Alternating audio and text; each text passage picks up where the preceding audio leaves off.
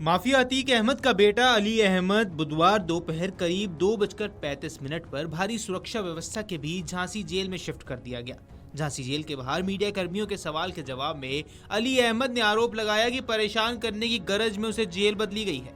Naini jail में नियम के साथ रह रहा था, जानबूझकर उसे प्रयागराज से दूर भेजा गया। रास्ते भर में पीने का पानी नहीं दिया गया। छोटी सी गाड़ी में 5-6 लोगों के बीच ठूस कर लाया गया। सीएम योगी से गुहार लगाते हुए अली ने कहा, जो कुछ होना था हो चुका, उसे अब और ना सताया जाए, इससे उसे बचा ले। जेल में उसे जान का खतरा बताया। उसने कहा कि जेल में रहते हुए उसके खिलाफ 8 मुकदमे दर्ज किए गए हैं। आपको बता दें, नैनी जेल में अधिवक्ताओं के सिवा उसे कोई भी मिलने नहीं आता था। जेल के पास मिली नकदी के सवाल पर उसने कहा कि जितनी इजाजत थी उतना पैसा ही उसके पास था।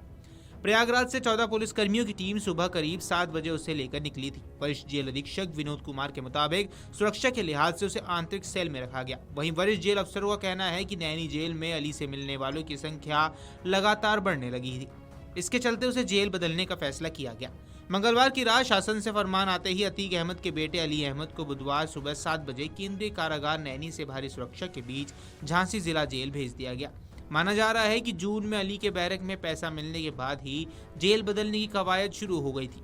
प्रयागराज निवासी प्रॉपर्टी डीलर जिशान उर्फ जानू से 5 करोड़ रुपए की रंगदारी मांगने के मामले में भी मुकदमा दर्ज होने पर 30 जुलाई 2022 को अली को न्यायालय में आत्मसमर्पण करना पड़ा था, जिसके बाद उसे नैनी जेल में रखा गया था और पहले उसे हाई सिक्योरिटी बैरक में रखा गया था। आपको बता दें, 24 फरवरी 2023 को राजूपाल हत्याकांड के मुख्य गवाह उमेश पाल की हत्या में अली का नाम आने के बाद उसे हाई सिक्योरिटी सेल में शिफ्ट किया गया था। सुरक्षा बढ़ा दी गई। उसे सेल में सीसीटीवी कैमरे के साथ ही बॉडी वॉर्न कैमरे से तैनात सिपाहियों की ड्यूटी उसके बैरक के बाहर लगाई गई थी।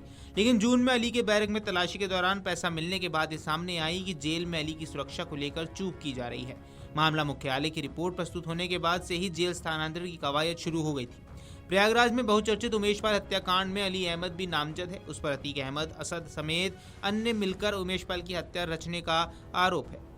अली अहमद 30 जुलाई 2022 से नैनी सेंट्रल जेल में बंद था और वहां उसे सिक्योरिटी सेल में रखा गया था। उसके खिलाफ जमीन कारोबारी जिशान ने 5 करोड़ की रंगदारी मांगने के आरोप में रिपोर्ट दर्ज कराई थी, जिसके बाद से वह लगातार जेल में ही बंद है।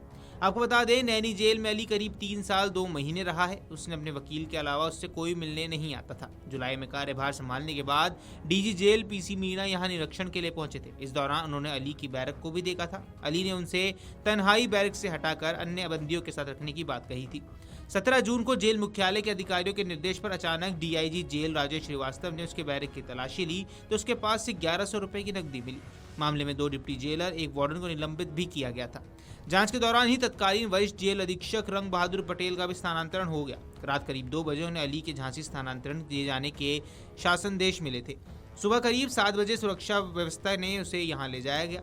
बैरक से लेकर जेल गेट तक उससे किसी बात नहीं हुई। ये बात वरिष्ठ जेल अधीक्षक विजय विक्रम सिंह ने बताई।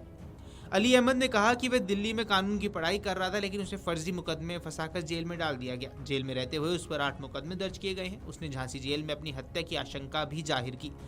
आरोप लगाया गया है कि नैनी जेल में भी उसे परेशान किया जाता था और वो किसी से बात नहीं कर सकता था। उसे बिल्कुल अकेले रखा जाता था। अब उसे परेशान करने के लिए 400-500 किलोमीटर दूर झांसी लाया गया है। अली अहमद ने बताया कि रास्ते में मुझे पीने के लिए पानी भी नहीं दिया गया। अली अहमद ने 30 जुलाई 2022 को कोर्ट में सरेंडर कर दिया था, जिसके बाद से वो प्रयागराज की नैनी सेंट्रल जेल में बंद था और अब उसे झांसी की जेल में स्थानांतरित किया गया है। Video desk Amarujala dot com. अगर आप ये वीडियो YouTube पर देख रहे हैं तो हमारे चैनल को सब्सक्राइब कर बेल आइकन दबाएं और Facebook पर देख रहे हैं तो हमारे पेज को लाइक करें।